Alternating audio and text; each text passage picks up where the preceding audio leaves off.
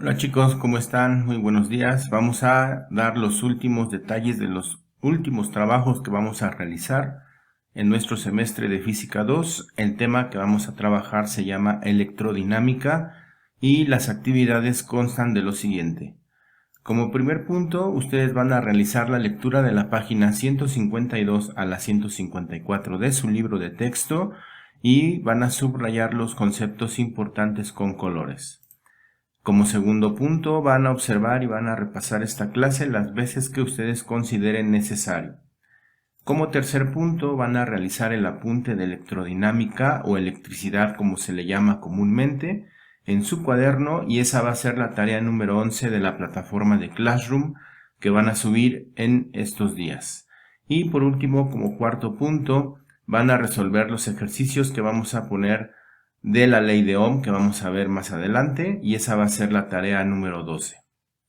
Bien, vamos a comenzar con observar un videoclip el cual nos va a mostrar los antecedentes básicos de la electricidad.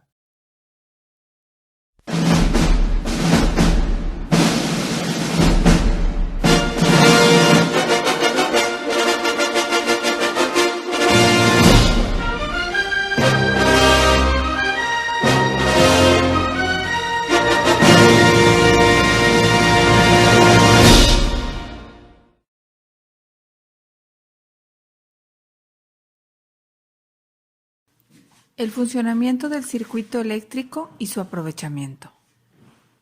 En los días de tormenta, ¿escuchas primero el trueno o ves primero la luz del rayo? En realidad percibes la luz del rayo y después de unos segundos oyes el trueno, sonido que aquel genera.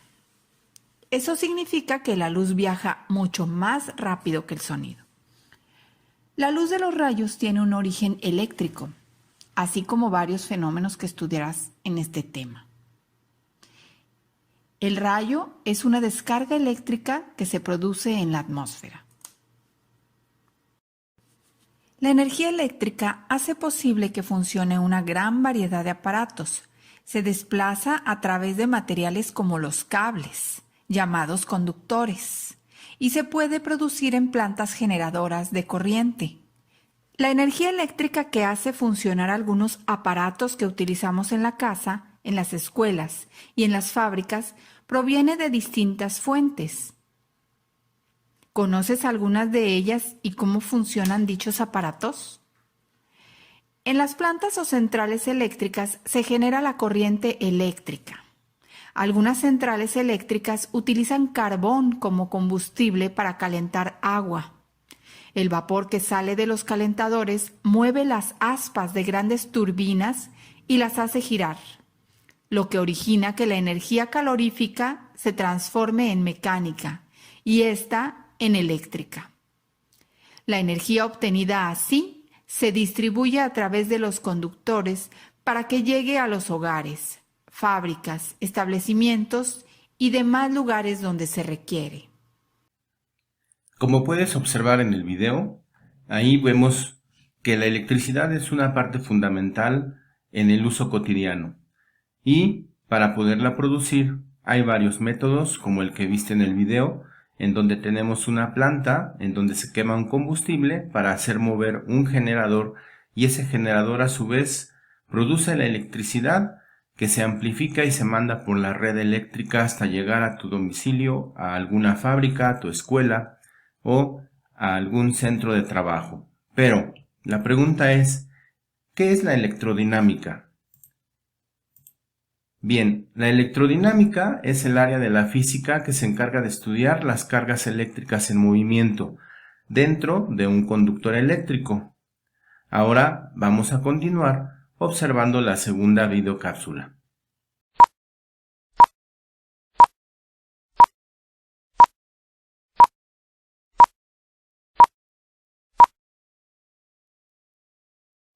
Una pila puede ser un ejemplo de fuente de energía que genera electricidad.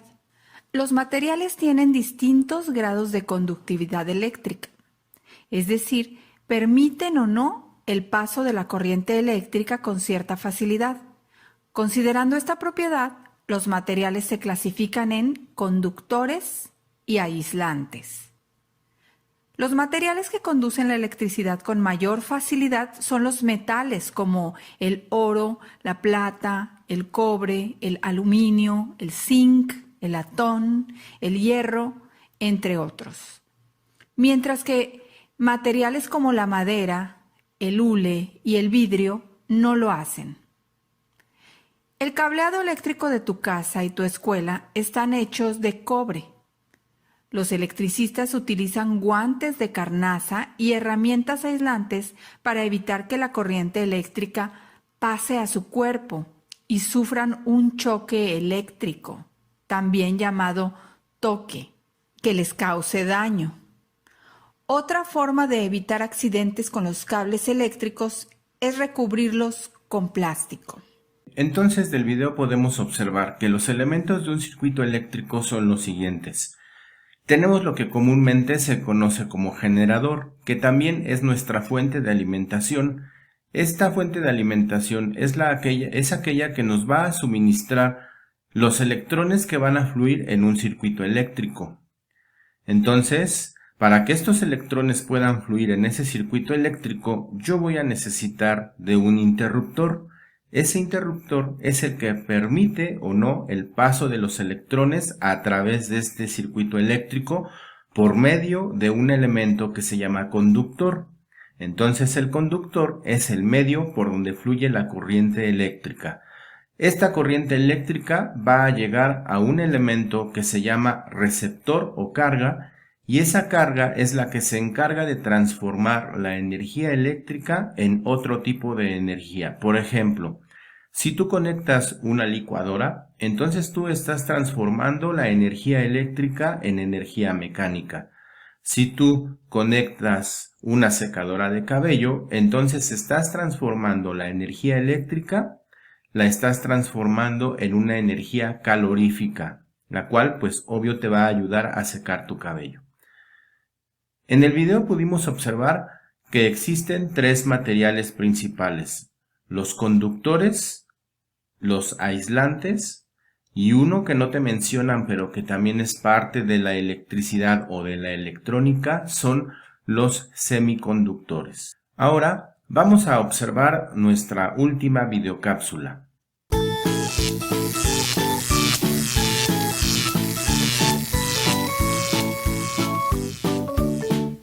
Esta ley fue postulada hace muchísimo tiempo por el físico alemán Georg Simon Ohm. Veamos un poco más de qué se trata esta ley. Esta ley define la relación entre estas tres propiedades eléctricas: voltaje, corriente y resistencia. Ahora en términos científicos.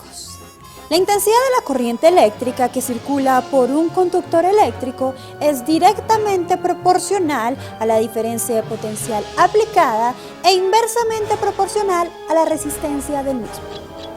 Para entender la relación de estas propiedades, debemos saber en qué consiste cada una de ellas.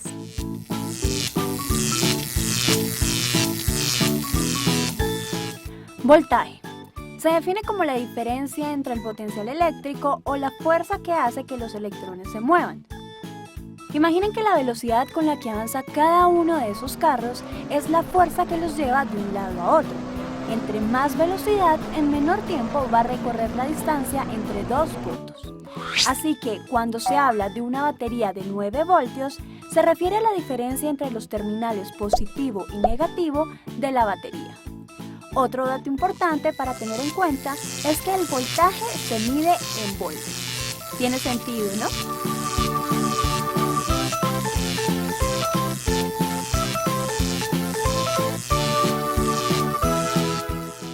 Se refiere a la cantidad de electrones que fluyen de un punto a otro a través de un material que los conduce. En el caso de la autopista, imaginen que todos los carros que corren por ella son electrones. La corriente sería todos los carros y el material que los conduce, la autopista. La corriente se mide en amperios.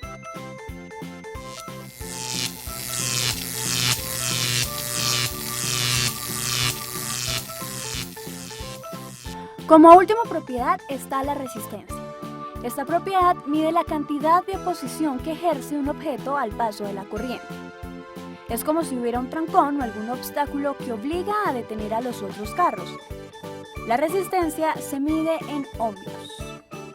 Como lo dije desde un principio, la ley de Ohm define la relación entre estas tres propiedades y para entenderlo mejor podemos hacer uso de una pirámide que nos ayude a descubrir la forma como calcularlas.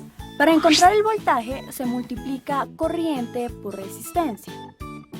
Para encontrar la corriente se divide el voltaje por la resistencia y para encontrar la resistencia se divide el voltaje por la corriente.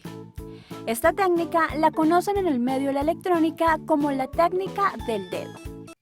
Recapitulando de la cápsula anterior, entonces tenemos tres conceptos principales. El primero es corriente eléctrica. La corriente eléctrica es una cantidad de carga que pasa por cada sección de un conductor en un segundo. Su unidad de medida en el sistema internacional va a ser el ampere o amperio y se representa con la letra A mayúscula. La segunda variable se llama fuerza electromotriz o voltaje. Se le suele abreviar con las siglas FEM.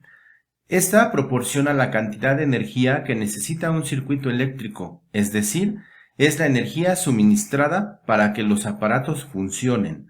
Su unidad de medida en el sistema internacional va a ser el volt y se representa con la letra V. Y por último, nuestro tercer elemento va a ser la resistencia, la cual es la oposición a ese flujo de corriente en un circuito eléctrico. Su unidad de medida es el ohm y se representa con la letra omega que podemos observar en la parte de abajo. De ahí tenemos lo que conocemos como la ley de Ohm. Esa ley de Ohm relaciona los tres componentes que acabamos de ver anteriormente. Esa ley nos establece lo siguiente. El flujo de corriente eléctrica en un circuito es directamente proporcional al voltaje aplicado e inversamente proporcional a la resistencia del circuito. Su fórmula la tenemos representada por medio de una I que es igual a la V sobre la R. Entonces la I nos va a representar la corriente eléctrica, su unidad de medida va a ser el ampere en el sistema internacional. La V es el voltaje o fuerza electromotriz y se representa por la V. Y por último la resistencia, que es la letra R, y se representa con la omega para el sistema internacional. Por último, te invito a que te suscribas al canal, asimismo a que le des like a los videos que puedas observar si es que te agradan y bueno, pues esperemos que la información mostrada haya sido de tu agrado y que te sirva para que te puedas preparar para tus evaluaciones e inclusive esto te puede servir para que te prepares para tu examen de admisión a la universidad. Muchas gracias por tu atención. Y recuerda que somos leones y somos los mejores.